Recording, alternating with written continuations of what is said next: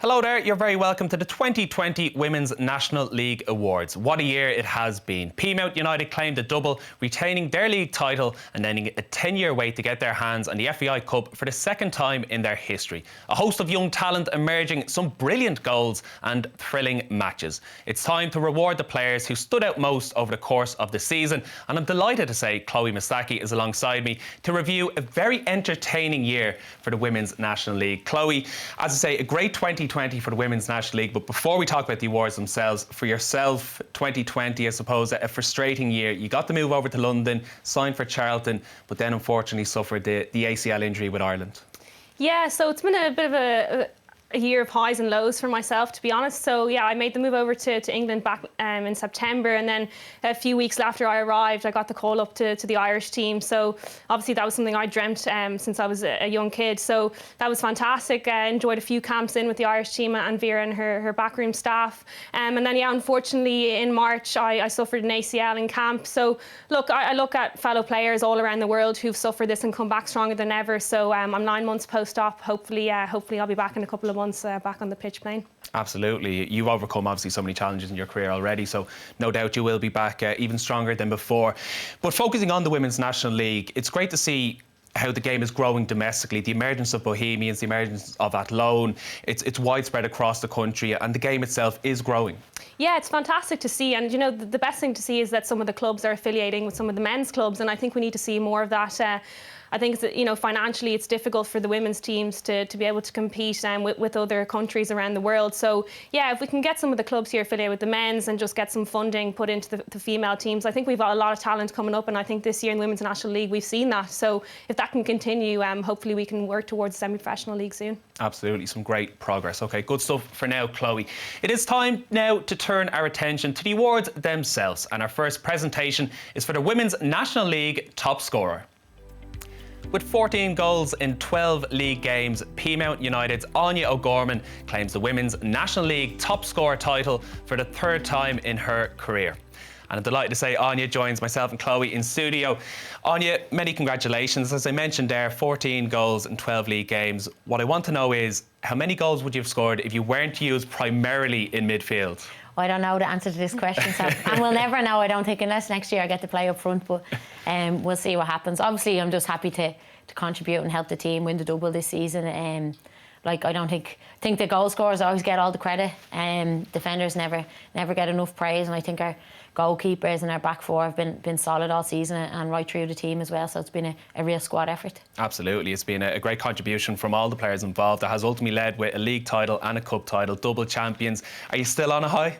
Yeah, I think so. I think it's something that I always aspired to when we moved back to Peamount, to win that double and the two major trophies. So just delighted this year we can end on a high. The past 2 seasons we've lost in the cup final, and even after last year win the league title, and then it kind of put a downer on it when you lose the cup as well. So yeah, delighted now, and it's feed up for Christmas. And such a dramatic finish to the league as well, almost like a league playoff against Shelburne, and some very jubilant scenes out in Greenogue.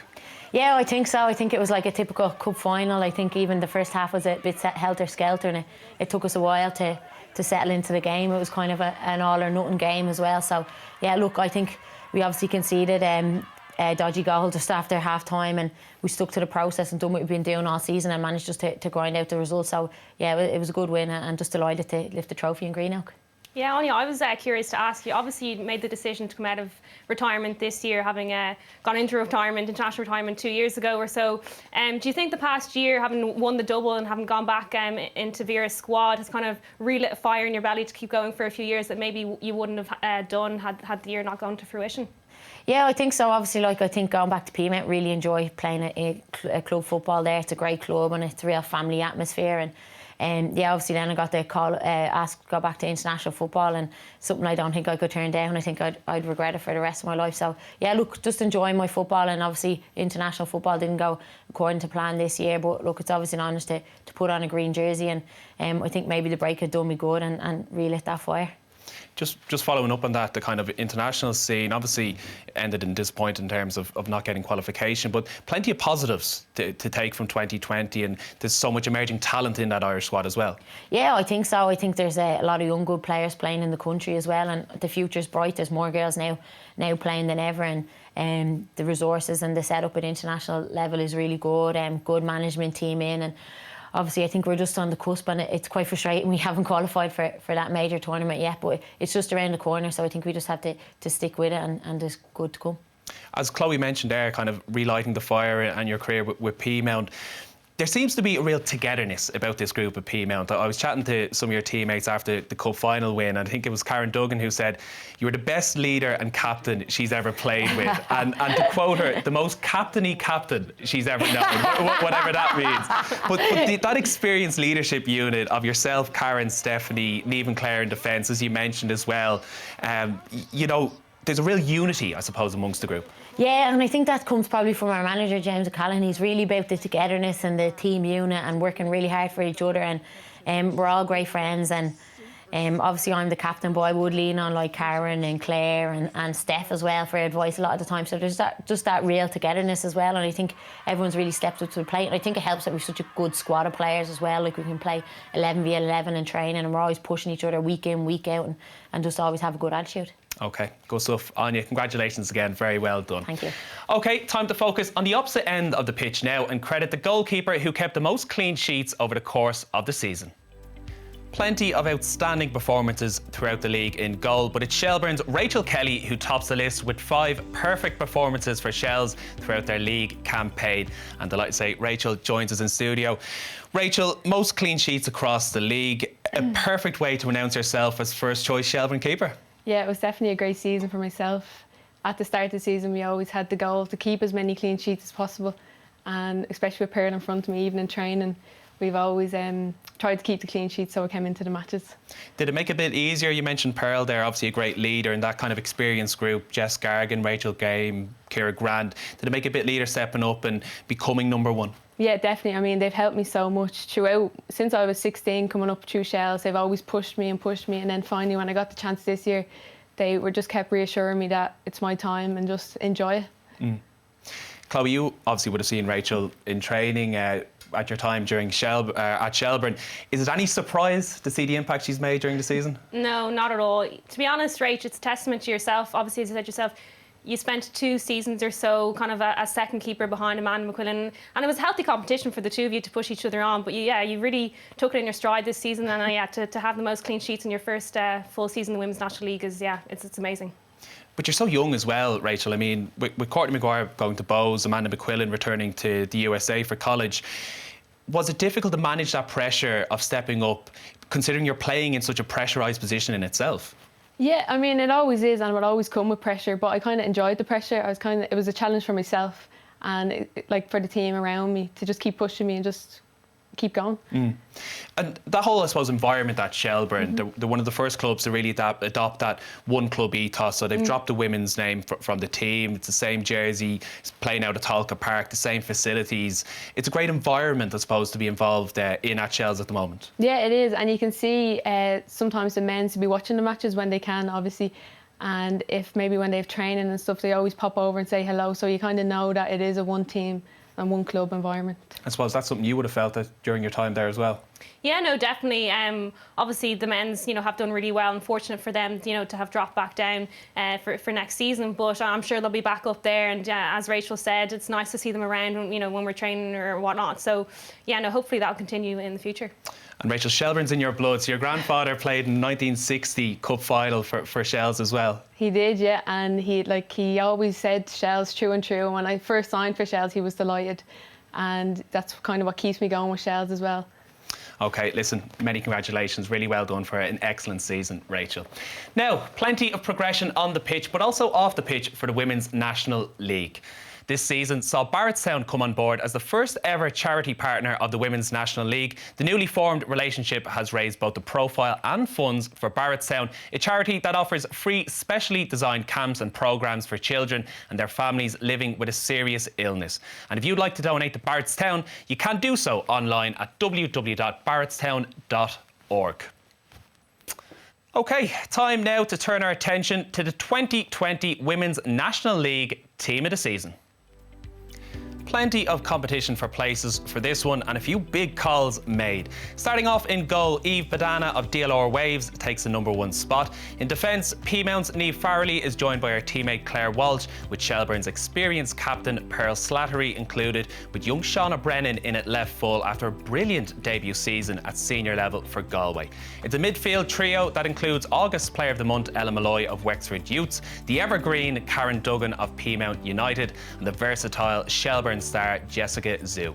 And in attack, the league's top scorer Anya O'Gorman is included alongside her Peamount teammate Eleanor Ryan Doyle, who finished with 10 league goals, and the sole Cork City representative is Saoirse Noonan, who of course not only featured for her native Association Football Club but also lined out for the Cork Ladies GAA side, on top of earning her first call-up to Vera Powell's women's national team squad. Chloe, talk me through it. Some big calls made there, but starting off in goal, we just chatted to Rachel there. Most clean sheets throughout the season, but Eve gets the nod. Yeah, look, I think Eve, based off, everyone that's been talking around the Women's National League this season, Eve has had a fantastic season, and DLR finished, I think, was a joint 6th place. So, and she's been a star player for them this season. Obviously, there's a couple of other keepers in for a shout for that position, but I think she's tipped it, and yeah, fair play to her. Obviously, yeah, there's a lot of other players who I'm sure were in contention for the starting 11, very competitive this year. You can look at some of the younger players like Ava O'Mahony or Zara Foley, who had a standing game in the FAI Women's Cup final, and then obviously the likes of Jamie Finn, who played against Germany with the Irish team, or Ciara Rossiter as well, who's had a fantastic season after coming back from 2 ACL injuries. So yeah, lots of talent in the Women's National League, exciting few seasons ahead, I'd say. Absolutely, with a very experienced spine of that team as well. You have Pearl Slattery at centre half there, Karen Duggan, who's the most inclusions on the team of the season. It's her 6th appearance, and Anya, who we chatted to earlier on as well, included. It really shows the longevity and the commitment and desire that these players have to be able to perform at the top of their game so regularly. Yeah, and look, it's a testament to the girls as well. Like, some of those senior players are holding down a full-time job as well. So, it's fantastic to see them still playing and still giving the performances that they are week in, week out. But yeah, look, some of those players have been around, and,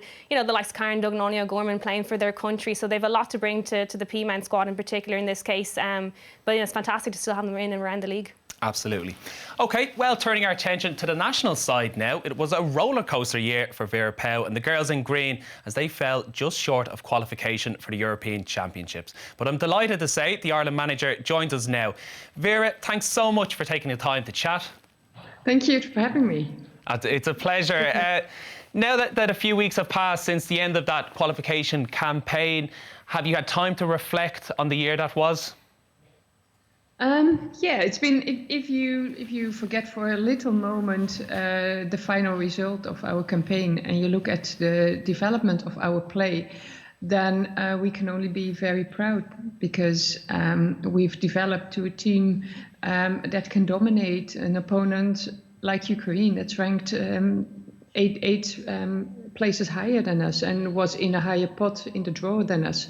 So we have dominated a team that was more experienced, that had been qualified for several times for the Euros. And yeah, it is very unfortunate that it did not end up in qualifying.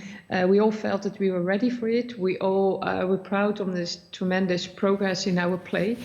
But probably that is what you need to go through first with the team. I've experienced that with all the teams, that you think you're ready, but you're actually maybe not that ready yet. And then something like this happened, like an own goal or penalty miss, or and that's more or less a law in elite sport. That doesn't mean that it hurts less because of that, because it's still very deep in my stomach.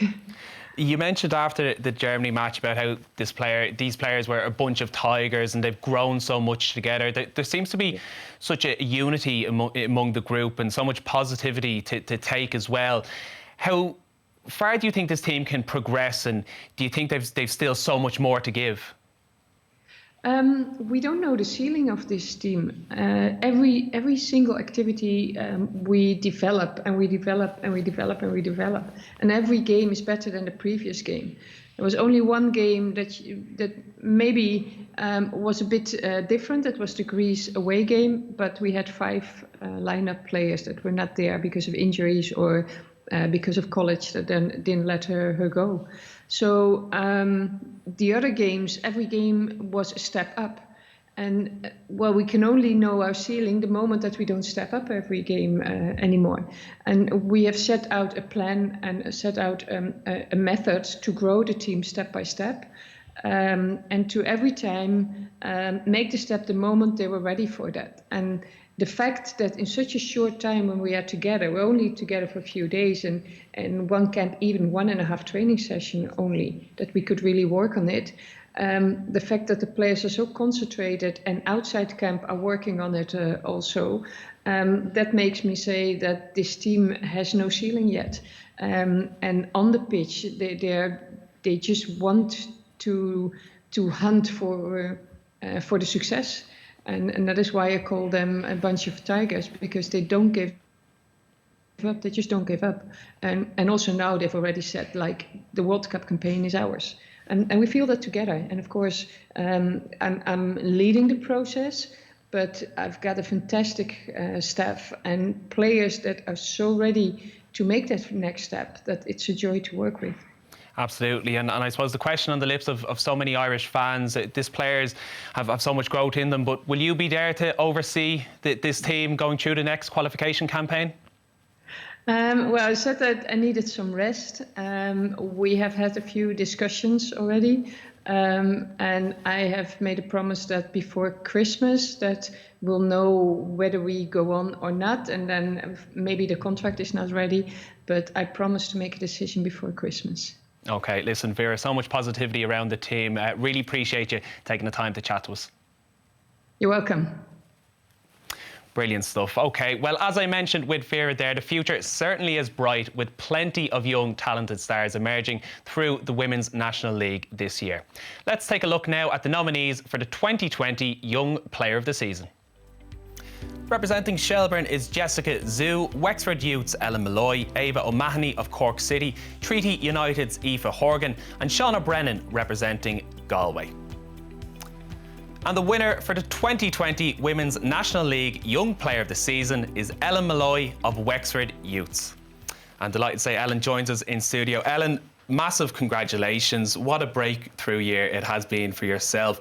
Can you believe just how well it's gone on a personal level? Thanks very much. No, not really. It just, everything kind of went so fast. Like, I was just hoping to make the team in Wexford firstly, and had a great debut, and it just went from there. So I'm just delighted that it went so well, and everyone at Wexford has been so good, like the training and just the players around me are like helped me so much. So yeah. You mentioned your debut there. What a way to start it all. So 2 goals and an assist against Bows. And if that wasn't enough as well, an absolute stunning strike against Galway as well later in the season. You certainly, you make it look so easy. Oh, I don't know about that now, but yeah, no, just I was happy to get a few goals, but just the win is all we really need, and unfortunately we didn't really perform as well this season, but yeah, I was happy to get on the score sheet a few times. So. Yeah, Ellen, I was interested to ask you, obviously you're in 5th year in school, still a busy time for you in terms of education, but have you been kind of the rising star at school? Has everybody kind of been wanting to speak to you, wanting to take pictures with you? And also, how have you found kind of balancing that with your football and your education together? Oh, the school's really supportive, so like I've had to miss a good bit of school this season, but they would send me on work, and a lot of the work is done online because of COVID. Of course. So it's not too bad. I've been able to keep on top of it, and yeah, just the school has been so supportive, and all my friends like would send me on the work, so it's all good so far. Great, great. Just to put that into the context, as you mentioned, you are so young. For any of our viewers, it might make you feel a bit old now. You're a Kilkenny native, yeah. And you weren't born for Brian Cody's first 3 All-Irelands as Kilkenny manager. Like, you are only 16. It's remarkable. But as Chloe mentioned there, how important is it, I suppose, to have that support network around you? You mentioned how helpful the school has been, but to have people that you can trust and you can kind of rely on to give you a bit of advice as well. Yeah, it's definitely so important. Like, this year, the exposure and the social media has been a lot to take, compared to last year. I was only playing with Thomastown, a local club, and just having, like, say, my mum, my dad, like the people at Wexford, like likes of Kylie Murphy, like Tom Elms, they've all been so just to keep my head on the ground and get me away from the pressure of social media and all. So yeah, it's really important. Definitely this year I've seen that. Yeah. You mentioned the exposure on social media, and I suppose that leads me on to one of your goals that went viral for the Irish under-17s, an unbelievable strike against Iceland, I think down in the RSC. It was 3 Cruyff turns, you beat 4 players and just slotted in. Is it difficult to handle that attention then because of something like that with the goal going viral? Yeah, it takes some getting used to. Like, wasn't expecting anything like that. I kind of just try my best to stay away from it, and obviously it is difficult at times, but yeah, I just try and ignore it and just concentrate on the next game and getting the win for Wexford or whoever I'm playing with. Chloe, obviously you've been there, you've come up through the ranks as well. Just how important is it to have that kind of support network around you? Yeah, it's crucial, and especially if you're still in school. As I said, it's great that your school have been so supportive, your friends as well, sending you on the work. And then, as you touched on yourself, the likes of Kylie Murphy, Nicholas Sinnott, having those senior players around you to kind of drag you through, the good days and the bad, and then keep you away from the social media, constant pressure there as well. So yeah, no, it's definitely important, but it seems as though you've got the right people around you. Yeah, definitely. Everyone's so supportive, and I definitely saw it this year with how well everything went, and it has been tough at times dealing with the pressure, and I think it could have got to me some games, but definitely having everyone around me to help me get through it was good. Well, what a brilliant breakthrough season, and as well recognised with the couple of senior caps as well for the Irish team. So listen, Ellen, really well done, and massive congratulations. Wish you all the best for the seasons ahead. Thank you. Certainly is great to recognise the abundance of young talent coming through the ranks, but now time for the big one. It's the 2020 Women's National League Player of the Season. And the nominees are: representing Shelbourne is Pearl Slattery, 3 Peamount United stars make the shortlist: Eleanor Ryan Doyle, Karen Duggan and Anya O'Gorman, and finally Cork City attacker Saoirse Noonan. And the winner of the 2020 Women's National League Player of the Season is Karen Duggan of Peamount United. And I'm delighted to say Karen is in studio alongside us. Karen, massive congratulations. 2020 Player of the Season and Peamount United double champions. As seasons go, this has to be up there with the best. Yeah, it definitely is my best season in football.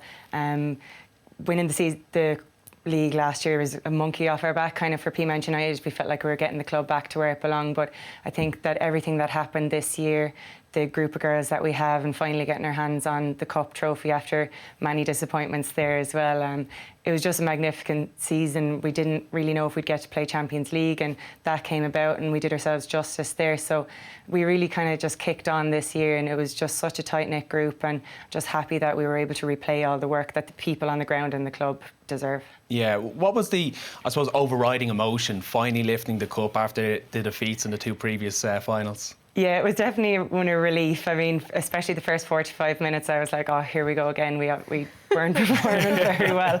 I couldn't believe it. But we came out in the second half and we kind of got back up to the level that we had been showing in the second half of the season in particular. And yeah, it was a big relief, and it'll just hopefully mean a little bit less slagging now next year, which will be nice.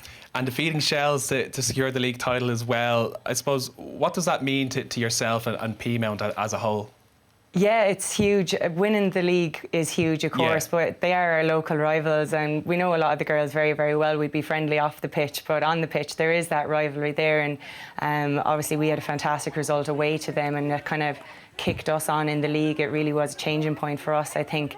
But then again, first 45 minutes they were pretty much bossing it, and they got us straight after half-time, but we came out, and I think Anya's performance in that game really epitomised what Peamount were all about. She just took the game by the scruff of the neck, and in the end it was just pure doggedness and unwillingness to give up that really got us over the line in that game. And it was nice to do it on our home patch and in front of just the volunteers. It was really kind of just a close-knit thing, and to do it against your local rivals was something very special and something I'll definitely remember for a long time.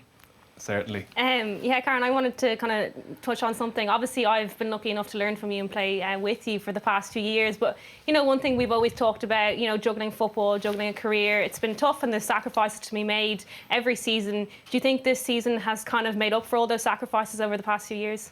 I think it has. I think everything this year for me was a bit more balanced. I don't know why I thrived in a year that was so crap, but yeah, basically football was our main outlet this year. I mean, everything changed at work, but the one thing that kind of remained normal to an extent was football. So we get to turn up every week and you had a social outlet, and we became very close. I think because of that, it was our main social outlet.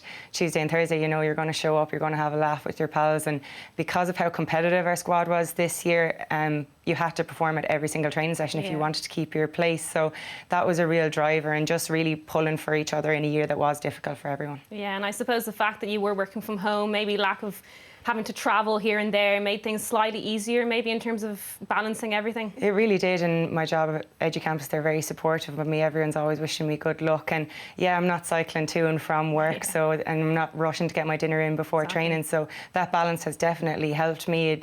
It's something I hadn't experienced before, and yeah, just possibly being that little bit more rested means you're a bit sharper at training, and things are definitely always competitive at Peamount United training. Karen, as we mentioned, such a great season for yourself, and since you've stepped away from Ireland, I suppose you've possibly been able to focus more on Peamount. But now that the buzz and the talent that's emerging through the Irish camp, if the call did come from Vera Powell, could you be tempted back? No. There's too much talent there that already that it really you're looking at kind of a 2 to 4 year plan now. I'll be hitting the big 3-0 next year. So the likes of Ellen Malloy are coming through. I'm a good 13 years older than Ellen, so I think I stepped away at a time where I was happy with what I'd given to the national team, and now I get to look at them and really appreciate all the girls are doing, but I'm happy with my position on the outside. Well, plenty of footballs to the left with Peamount United, of course, so listen, massive congratulations. Really well done to yourself and to all your Peamount teammates. Thank you very much. OK, now, unfortunately, we are coming to the end of our awards show, but before we do wrap up, it is important again to note the Women's National League official charity partner, Barrettstown, a brilliant service offering free, specially designed camps and programmes for children and their families living with a serious illness. And if you would like to make a donation, just log on to their website at www.barrettstown.org. Certainly a fantastic charity. Chloe, I'll leave the last word to yourself. A brilliant 2020 for the Women's National League. What has been your highlight? Yeah, I think we touched on it earlier on. Luckily enough for me, I was there on the night that Peamount beat Shells in the league decider. So for me, that was probably the highlight, just to see two really highly competitive squads battle out in the field. And yeah, I just suppose to see the character shine through Peamount to come back from a 1-0 loss, I suppose, in the first half. So no, it was great to see, and yeah, I hope we see more of that in the seasons to come. Absolutely, it really was a brilliant season. OK, our final award of the night is a very special one. On September 27th, Michael Hayes sadly passed away.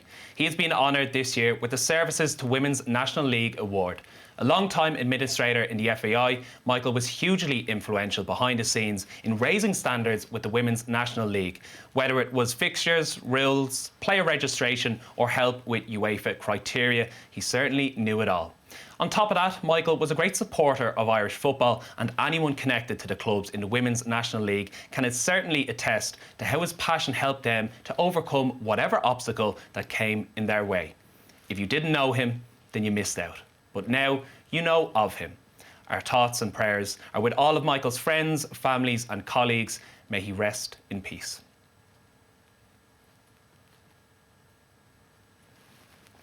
OK, well, that is all we have time for from the 2020 Women's National League Awards. Massive congratulations to all of the award winners and, of course, to double champions Peamount United. My thanks to Chloe Mustaki for joining me in studio, and thanks to you for watching. From all of the Air Sport team, have a Merry Christmas and a Happy New Year.